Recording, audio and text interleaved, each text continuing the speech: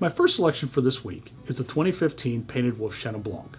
It's a wine made by Jeremy and Emma Borg, and as you may expect, it supports the conservancy of one of the most endangered mammals in South Africa, the painted wolf. The grapes for this wine come from an area called the Swartland, which is about 2 hours north of the city of Stellenbosch. I have to say that when I visited this area, it was not at all what I expected. In my mind, I've always seen the Swartland as the Rhone Valley of South Africa, with rocky soils and an arid climate, and vines struggling to survive. What I really saw were wheat fields for miles and miles. The only place you really see vines in the Swartland is at the tops of the hills where the soils are too poor to support cereal grains, and that's why they grow grapes. The one place where the Swartland is similar to the Rhone is the way that they train their vines, which is called goblet training. And it's basically a vine that sticks up out of the ground with a cane coming off of each of the fingers.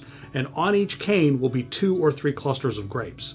And if you know what that means, it's about 1 to 1.5 bottles of wine per vine. So yields are very low, and as a result, the flavors are very, very intense. To build complexity in this wine, winemaker Jeremy Borg uses 3 different fermentation techniques. It's too much to go into here, so read the notes where I outline it a little more.